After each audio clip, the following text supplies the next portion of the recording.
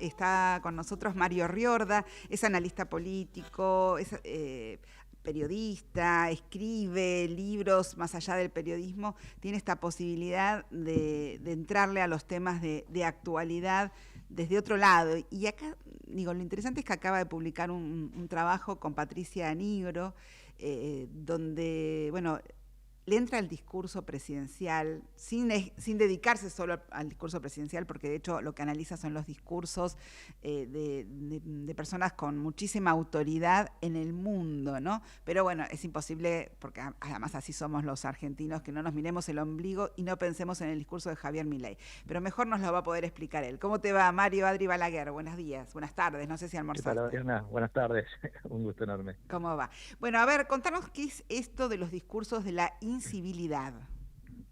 Bien, bueno, como bien dijiste, es una investigación que desde la Universidad Austral junto con la colega y amiga Patricia Nigro estamos llevando adelante.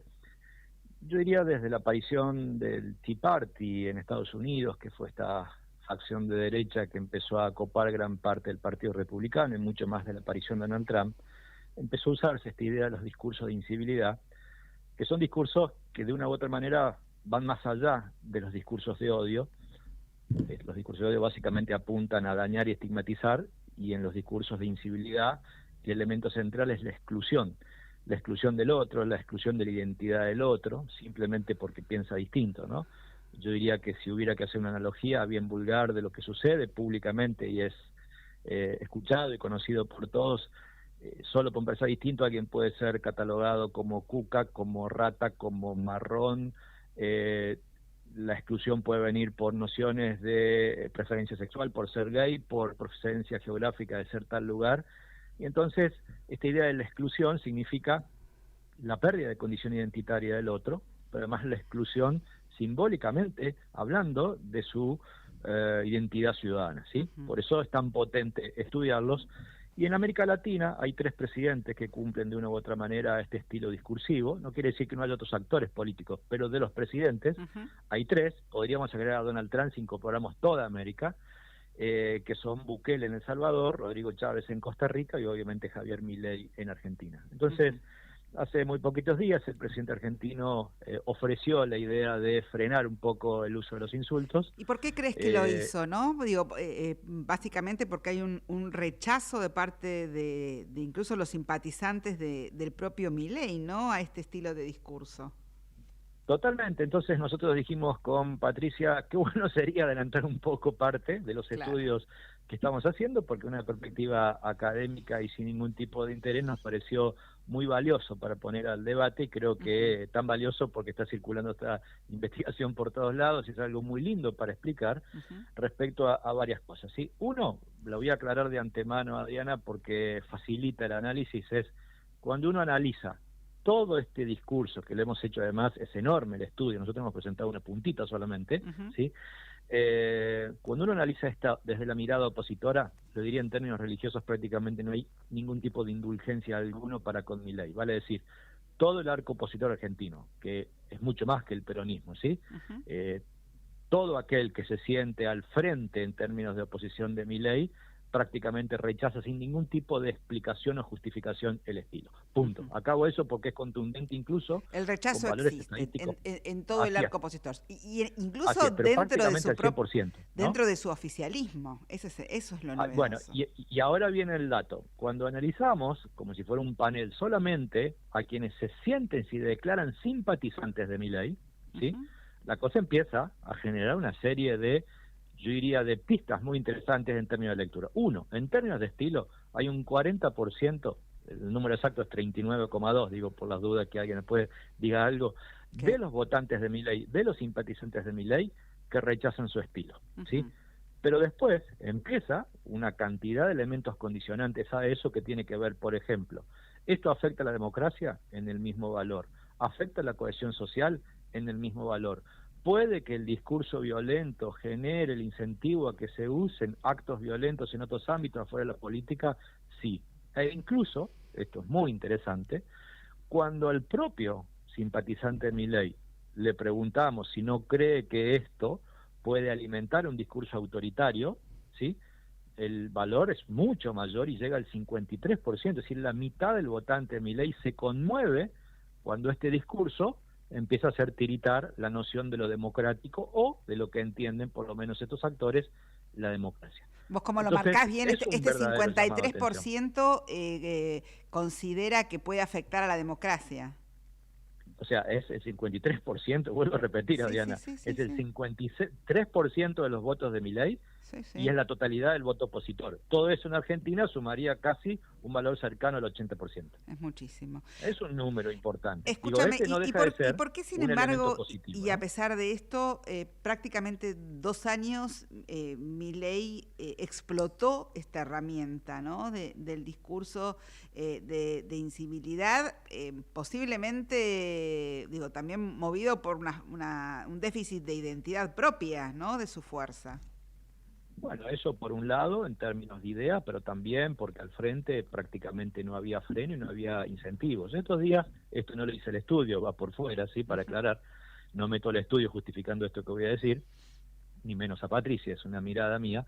Estos días ha aparecido algo que lo vengo escribiendo y analizando públicamente en varios medios, que es durante prácticamente un año, pero además desde el balotaje, creo que gran parte de la articulación del apoyo a Milei tenía un componente muy cercano a lo que podríamos ubicar como antikirchnerismo, que era muy potente y dominante en la agenda pública. Nosotros en la ciencia política a esto le llamamos clivajes, ¿no? Son posturas muy dicotómicas, binarias, en torno a un tema. Kirchnerismo, antikirchnerismo. Bueno, hace un mes, conocimiento, una serie de encuestas empezaron a hacer público una noción que es bastante novedosa y que articula el sistema político argentino, y es que el antimileísmo ha superado el antikirchnerismo. Wow. Eso no significa que el antikirchnerismo haya desaparecido, sino que el antimileísmo se ha hecho más potente. Y entonces fíjate, Adriana, qué interesante, que empieza a producir corrimientos políticos que eran impensables. Uno, por ejemplo, fue exactamente a partir de este dato, no quiere decir que hayan leído el dato y salieron, pero digo, son los incentivos políticos que tienen los actores a ubicarse en un espacio, como por ejemplo los 5 gobernadores que representan a el nuevo espacio llamado Provincias Unidas, que claramente los 5 en su totalidad fueron contribuyentes al balotaje del Milei en el año 2023, pero que hoy se ponen al frente. Te estoy escuchando un poquito mal, no sé si te moviste, ahí se me interrumpía un poco la comunicación. Ahí estamos. Me decías entonces en base a Provincias Unidas. A Provincias Unidas, que son hoy 5 gobernadores que tienen un rol marcadamente opositor, que antes sí fueron contribuyentes al triunfo del balotaje de Milei y que hoy evidentemente están al frente. Bueno, ¿por qué eso? Bueno, porque ya no les queda cómodo el ser antikirchnerista, pero tampoco no le queda cómodo ser solo el eje del antikirchnerismo, pero tampoco forman parte del antimileísmo y se ubican en un espacio intermedio. Ahora, esto también sucede con los oficialismos de lo que llamaríamos provincialismos, no tan solo estos 5 gobernadores, sino otros, como por ejemplo la Renovación en Misiones, o como por ejemplo la Neuquinidad en Neuquén, solo por citar ejemplos, o Juntos Somos Río Negro.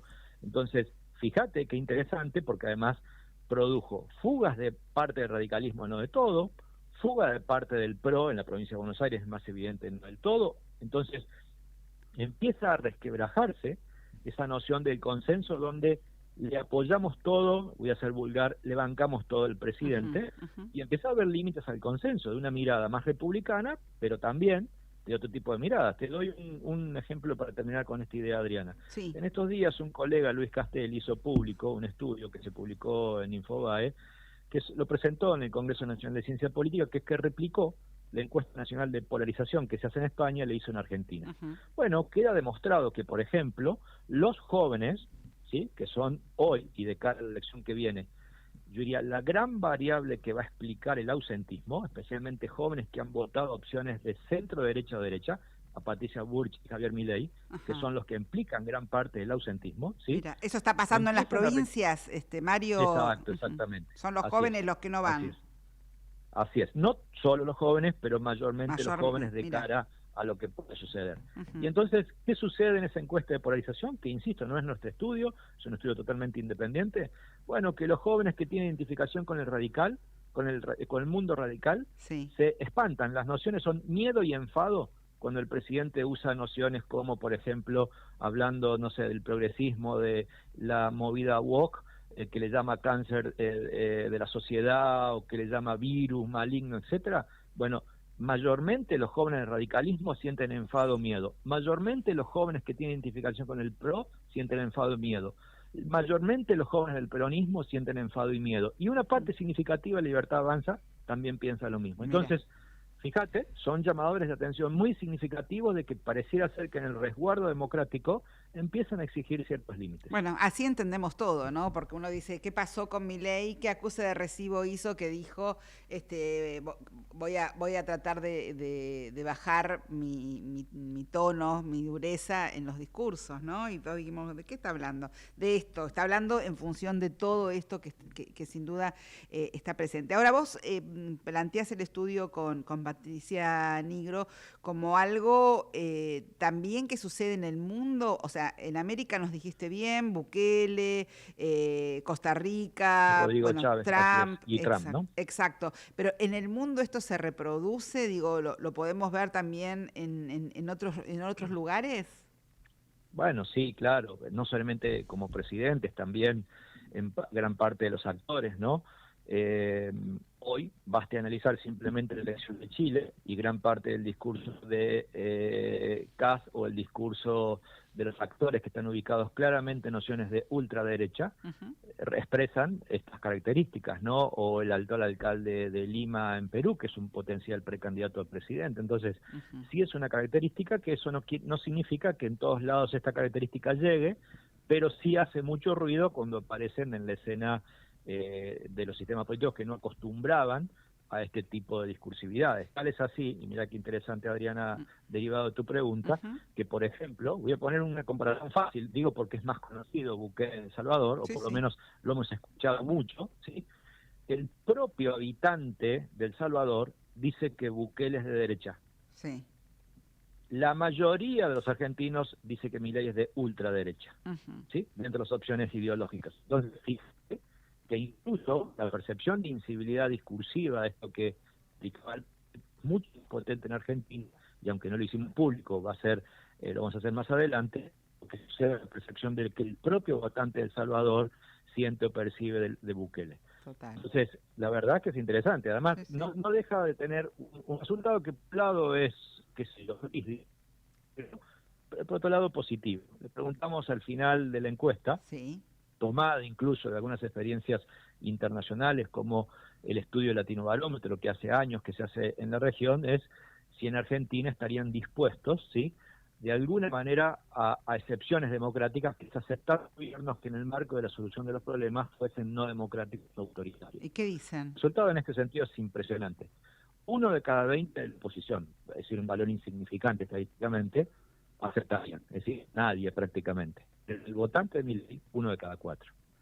Mirá. Que es muy preocupa, pero que comparativamente en la migración latinoamericana es muy bajo. Y esto sucede tanto en Argentina como en el Uruguay.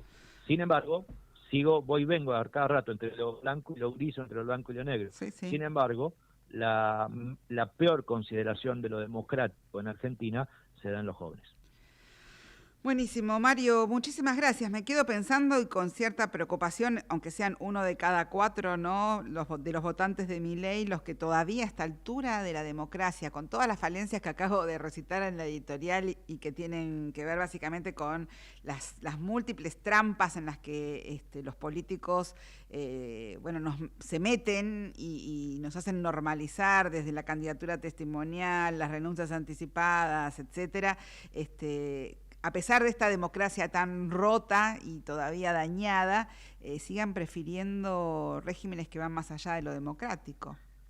Sí, totalmente. De hecho, decimos con varios colegas que quizás la noción de democracia, probablemente todos defienden la democracia, solo que no sabemos qué tipo de democracia defiende cada uno. Claro. Es un concepto que ha quedado viejo, hay que pensar en algo parecido a la posdemocracia, ¿no?, donde las formas autoritarias también conviven lamentablemente con las formas democráticas, que son las clásicas republicanas que todos imaginaríamos. Totalmente. Bueno, Mario, como siempre es súper interesante escucharte. Muchas gracias por esta charla. Sé que andas muy ocupado, pero bueno, este trabajo realmente vale la pena difundirlo, porque incorpora nuevos conceptos y eso escasea hoy por hoy. Un beso grande y hasta pronto. Gracias, mira, Adriana, un placer Chau, enorme. hasta luego. Mario Riorda, analista político, bueno, académico, nos ha podido acercar bueno, esta nueva noción de los discursos de la incivilidad y bueno, cómo el presidente Javier Milei dice, bueno, vamos a parar vamos a bajarle el tono, la agresividad al discurso porque no le está cayendo bien a la sociedad, ni siquiera a los míos.